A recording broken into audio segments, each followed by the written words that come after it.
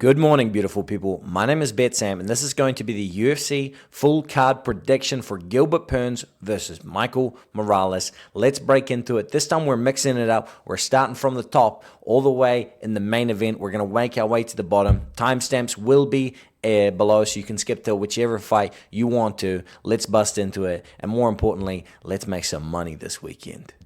Now, Gilbert Burns taking on Michael Morales. At the time of recording here, Gilbert Burns can be seen as high as plus 570. I've even seen higher lines on some books, but this is where it's floating around.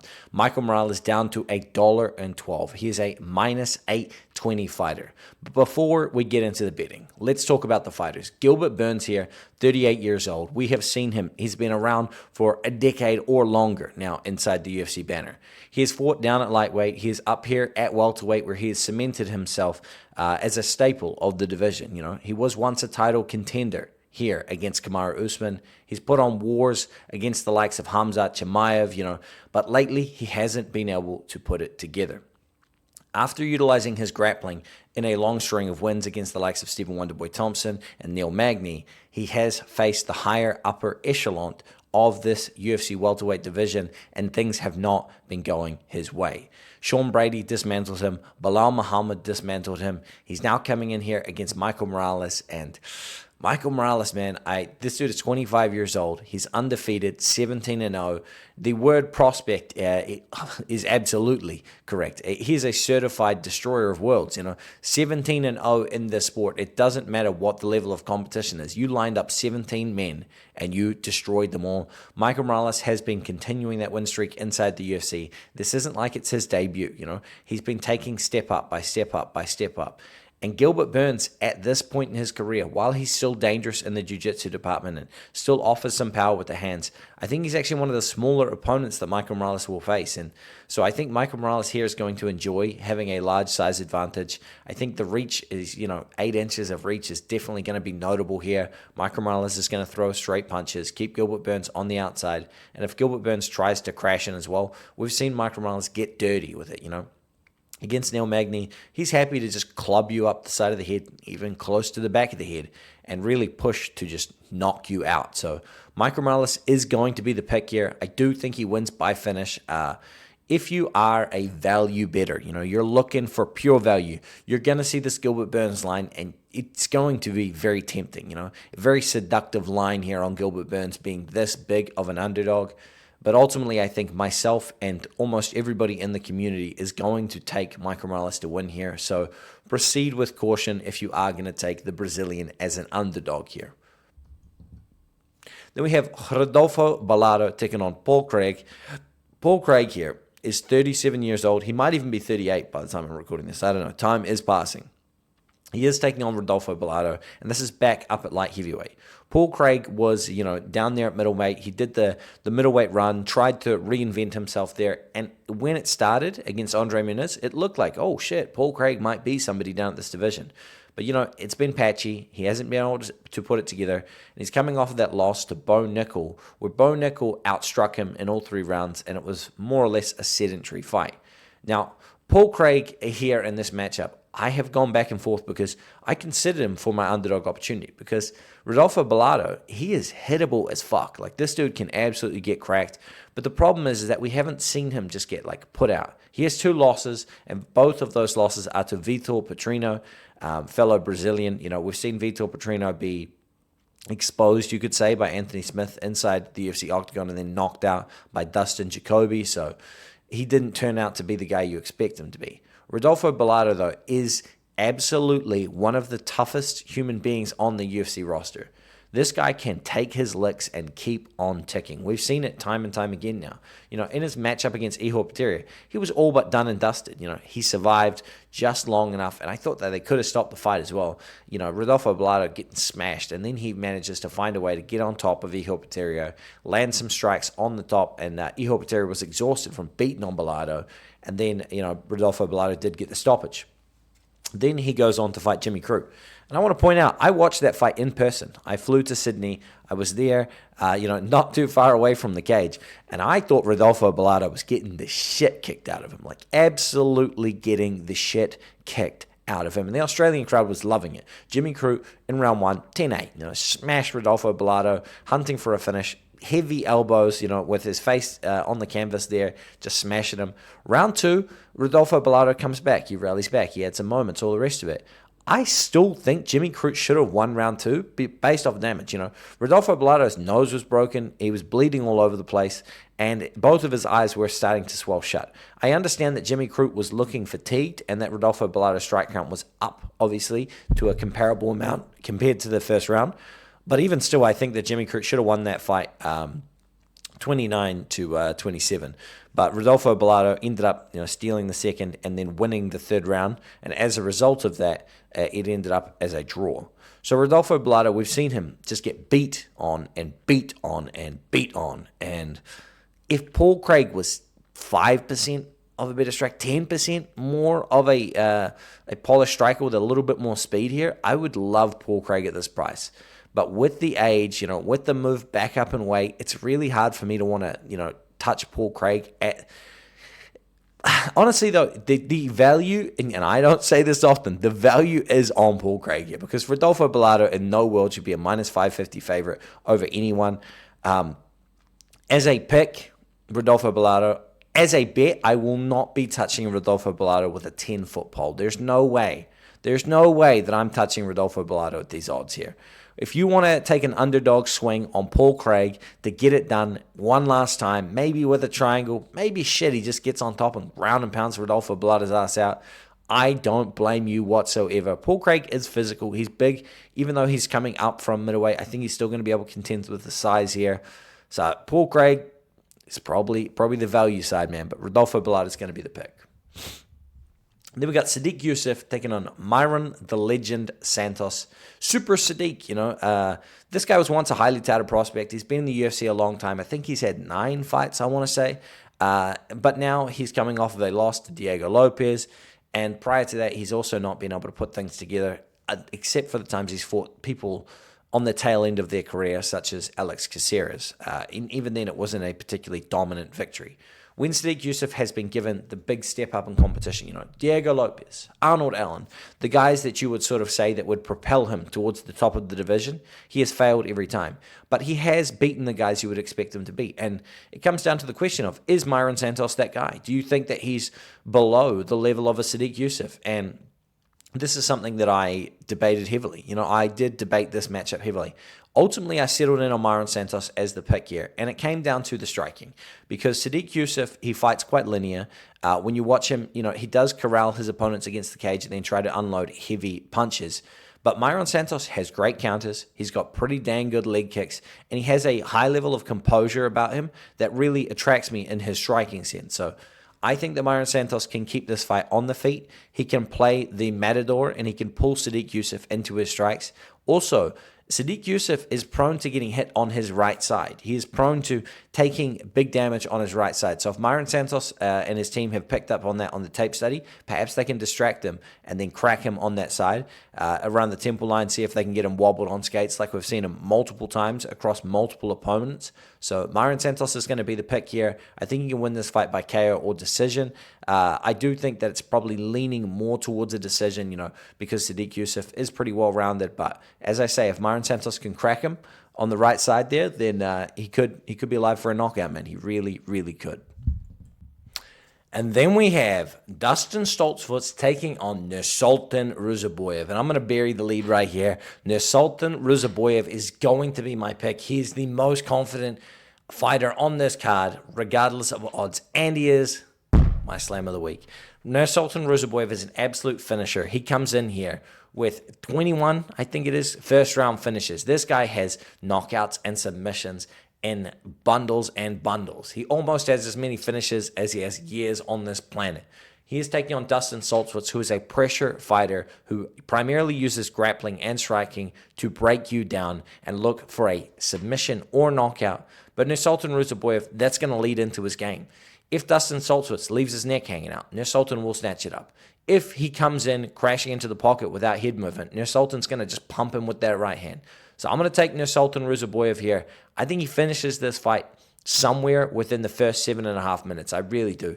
Sultan Rousov, if people are talking about him being a slow starter, I think he's going to come in here up at the middleweight division. Now that he's cemented himself here, I think he's going to look fantastic, and I'm expecting to see some fireworks. Then we have Juicy J, Julian Rosa taking on Moises Costa. And both of these gentlemen have been winning me money, Julian Rosa, to me, was an absolute lock against Darren Elkins last time out. Darren Elkins looks like somebody's grandpa that's just got jacked up on some jungle juice, stumbled into the octagon, and then is saying, let's wrestle. And so for Julian Rosa, dream matchmaking. That was an easy load-up spot there. So Julian Rosa went out there, dusted up the damage. Now he comes in here, gets a real tough fight because Moises Costa, 28 years old, he's not a prospect that is coming here undefeated. He's taken his licks, he's taken his beatings, but he's coming back and he's looking stronger and stronger, man. Moises Costa is a winning underdog opportunity that we've had in the past. He's been a part of Slam of the Weeks. We have taken him and on props and won on his submission prop in the past. And now he comes in here against Julian Rosa. I got to ride with the younger man. I have to ride with Moises Costa. I like his strength of schedule. I like that he hasn't been fighting these, older, falling apart people. Moises Costa just went out there and defeated Christian Rodriguez. And you might say, well, Julian Rosa finished up Christian Rodriguez. Well, Moises Costa was in there with him for the entire fight and still won. And to me, I find that more impressive because C-Rod does build as fights go long. And so Moises Costa showed, I'm not going to break in the face of adversity. I'm not going to just fatigue and let my opponent run over the top of me, which C-Rod has done to many other prospects. So Moises Costa passed the C-Rod test, which many others before him do not. And that, to me, looked great. I think that Moises Costa is live for a finish here. His submission game is excellent, and his body kicks are going to be live here to hit Julian Rosa in that liver and midsection and potentially crumple him just alone. Also, his hands have been improving. So I'm going to take Moises Costa here. Pretty high confidence pick from me as well. Then we have Gabe Green taking on Mateus Kamo. And Mateus Kamo is a face that you guys will not be aware of unless you've been watching a lot of UFC social media. This guy defeated the guy who turned up at the press conference and demanded that Dana White sign him. He told him his stats, he told him his age, and told him he was undefeated. Dana White said, let's put you on a builder deal. If you go win this one fight, then we'll put you in the UFC. And that one fight happened to be Mateus Kamo. And Mateus, he come in here and, he spoiled the party, you could say. He landed a lot of leg kicks. He stopped enough of the takedowns, and he went out there, showcased his own skill set, and ultimately signed his own contract into the UFC. Now, he's taking on Gabe Green here, and Gabe Green is coming down from the welterweight division while he is old and on a losing skid. I don't like any of it. I think that Gabe Green is going to get dusted up here, sent off packing. I think that Mateus Kamo, it showed great composure for a man of his youth. And he also, some people have been talking about him potentially being undersized in this matchup here against Gabe Green. I don't think that's going to be the case. And also, Gabe Green at this age, coming down to lightweight, I don't like it at all. I think his chin is going to be a little bit exposed here, especially with that weight cut. I think Mateus Kamo is going to land on him, and I think it's going to put him out. So I'm going to take Mateus Kamo to win this fight by knockout. And I rotated between saying Mateus and Mateus so many times that it was just digging in my own brain, but we're going to leave that in there. Then we had Jared Flash Gordon taking on Thiago Moises. I don't understand the line movement is going to be the start of what I'm talking about here. Jared Gordon is 36 years old. Yes, he's had some competitive losses against the likes of Paddy Pimblett, against the likes of Nasrat Haqparast, and now he takes on Thiago Moises. And all that I hear in the rumblings of these communities and the people talking is that Jared Gordon should be, they're 3-2 in his last 5. He should be 4-1. He could even be 5-0 in his last 5. He's not. He is not, He did, get a loss to Paddy Pimblett. He did lose to Nasrat Haqparast. Bobby Green did headbutt him and then smash him up. And if you want to talk about all the what ifs and buts in the world, by all means, go listen to those people that talk about that. But I'm here to tell you that Jared Gordon hasn't been able to put it together. He is the oldest he has ever been, and he has not finished anybody since 2017. So now he takes on Thiago Moises, who is a finisher in his own right. And you could say Thiago Moises has been finished before, sure. But by opponents far more dangerous than Jared Gordon. So Thiago Moises is going to be the pick here. And if you want a free premium play, you're not going to get one. But if you want to unlock my action that I have on Thiago Moises, then you can sign up to We Want Picks Premium using the link in the description of this video. Code BetSam for 10% off. What are you waiting for? Thiago Moises is going to be the pick. I do think he finishes this fight. I think that he can knock Jared Gordon out or submit him. I think both of those are on the table, especially with his age creeping up there. And you might say Jared Gordon's been pretty durable in the past. He has, but he's taking damage in all these fights against Nasrat Haqparast. He's getting lit up, Thiago Moises is coming in here, the best he's ever looked. He's coming in here of a winner over Trey Ogden, who is a veteran, a very savvy fighter. And I think that Thiago Moises is going to be live to be able to get the takedowns. He's going to be live to be able to knock Jared Gordon out on the feet or, just get a submission. Even if Jared Gordon takes Thiago Moises down, he's got leg locks. He has all manner of danger. And I think that Thiago Moises is coming from the better camp here. He's got the momentum. I'm liking Thiago Moises here, and I don't understand the line. Then we have Elise Reed taking on Denise Gomes. And this line is a little wide. You're going to say Denise Gomes minus 550. We would have liked to seen her more around that $1.30 mark, and that would have been a hammer spot. And that's why we're seeing the line where it is. We all want to pick Denise Gomes. That's the spoiler alert there. Nobody's wanting to pick Elise Reed here. And it's not because Elise Reed is a bad fighter. Elise Reed, I picked her in her last outing to defeat Jessica Penne. She looked pretty good while doing it. But Jessica Penne sucks. Jessica Penne's old. Denise Gomes is 25 years old. She's going to come in here like an absolute marauder. She's going to bully Elise Reed wherever possible. She will do all manner of things to just be mean in there, She'll throw little body shots when she's along the fence. When they get to the ground, she'll open up with hammer fists and all the rest of it. If Elise Reed was a little bit more of a dog in there, then I might be able to take her at these pricing. But Denise Gomes, if she gets on top of Elise Reed, it could be game over. Denise Gomes, if she backs her up on the fence and then unloads combinations, it could be over. The optics are going to be Denise Gomes all day long, so even if this goes to a decision, I think she'll have the bigger moments and she'll win a decision that way. Denise Gomes all day, baby. Then we have Yadia Deville taking on Conor Matthews. I watched Yadia Deville's Dana White's Contender Series fight just yesterday for the second time, and I thought it was an incredible showing of himself here. He was an underdog in that matchup there. He's undefeated. He's coming in against Conor Matthews. Conor Matthews is a fighter who I don't want to speak badly on, but the word talentless has been planted in my brain, and Conor Matthews here, he definitely goes out there and trains. He's got all the skills. So I'm not saying he doesn't have his skills. He goes out there. He's in shape. He looks like he knows how to strike. He looks like he knows how to grapple. He doesn't have the talent to put it all together. And I don't expect him to be able to do it here on a skid against Yadia Deville, who seems very composed and calculated everywhere. I'm going to take Yadia Deville to defeat Conor Matthews by finish because this is just a matchup where I don't think Conor Matthews is going to be able to cause an upset. It's not somebody that has glaring big holes that I'm thinking he's going to be able to expose. So Yadia Deville is going to be the pick. The line is a little wide, so I don't think I'll have any action on it.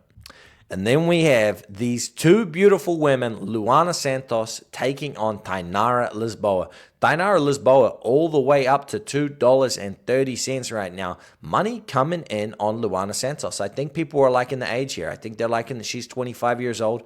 I'll tell you right now, though, Luana Santos looked damn poor against Casey O'Neill. I was there in person for that, UFC 305, and I thought that Luana Santos absolutely let everybody down. I thought Casey O'Neill ragdolled her, used the physical strength there to be able to stuff Luana Santos' takedown attempts, be able to get some of her own, outstruck her more than 2-1. Now she comes in here against Tainara Lisboa, up a weight class, and I think Tainara Lisboa is going to tune her up. I think that, the striking pedigree here is not going to be comparable. I've heard other people talking about Luana Santos is going to be able to hang on the feet. Fuck no. Tainara Lisboa is a two-time Muay Thai world champion. She's going to come in here. She's going to counter Luana Santos.